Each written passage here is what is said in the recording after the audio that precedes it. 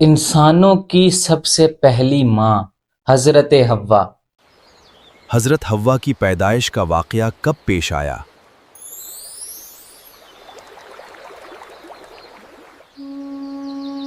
آج اس ویڈیو میں ہم جانیں گے کہ حضرت حوا کب پیدا ہوئی، کیسے پیدا ہوئی اور کہاں پر پیدا ہوئی۔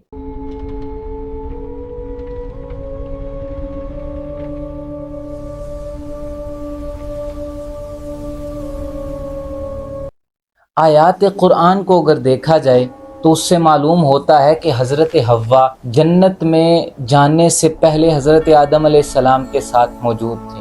کیسے؟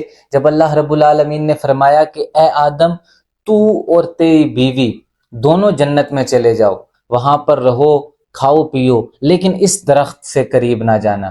اب یہ وہ آیت ہے جو اس بات پر دلالت کرتی ہے کہ حضرت حوا کی پیدائش جنت میں جانے سے پہلے ہوئی، لیکن حضرت ابن عباس اور ابن مسعود رضی اللہ تعالی عنہما کی روایت سے معلوم ہوتا ہے کہ جب شیطان کو جنت سے نکالا گیا تو حضرت آدم علیہ السلام وہاں پر تنہا اور اکیلے تھے اور بہت ہی اجنبیت اور کمی محسوس کر رہے تھے، اور جب وہ سو کے اٹھے تو ان کے ساتھ ایک عورت تھی جنہیں اللہ تعالیٰ نے حضرت آدم علیہ السلام کی پسلی سے پیدا کیا تاکہ وہ اس سے سکون حاصل کریں۔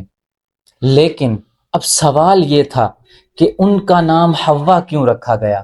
جب فرشتوں نے حضرت آدم علیہ السلام کے علم کو جاننے کے لیے ان کا نام پوچھا تو حضرت آدم علیہ السلام نے فرمایا ان کا نام حوا ہے۔ تو فرشتوں نے پوچھا کہ حوا کیوں؟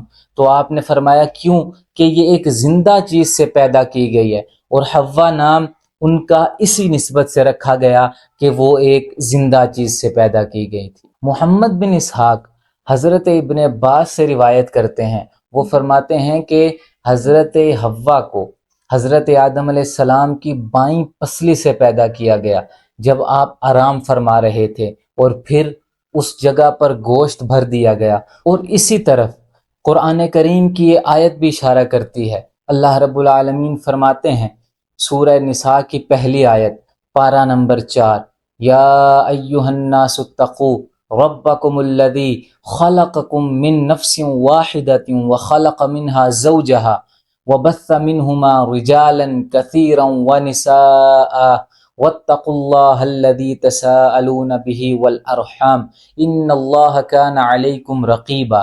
اللہ رب العالمین فرماتا ہے اے لوگو ڈرو اپنے رب سے جس نے تمہیں ایک جان سے پیدا کیا اور پھر اس ایک جان کے لیے جوڑا بنایا، پھر اس جوڑے سے زمین کے اندر کثیر مرد اور عورتیں پھیلا دی۔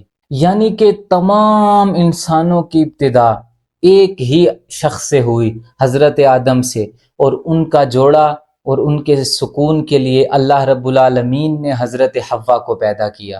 اور اسی سکون کو اللہ رب العالمین نے سورہ اعراف کے اندر فرمایا هو الذی خلقکم من نفس واحدۃ وجعل منها زوجها لیسکن الیہا۔ اللہ رب العالمین فرماتے ہیں وہی رب ہے جس نے تمہیں ایک جان سے پیدا کیا اور پھر اس جان کے لیے جوڑا بنایا تاکہ وہ اس سے راحت و سکون حاصل کرے۔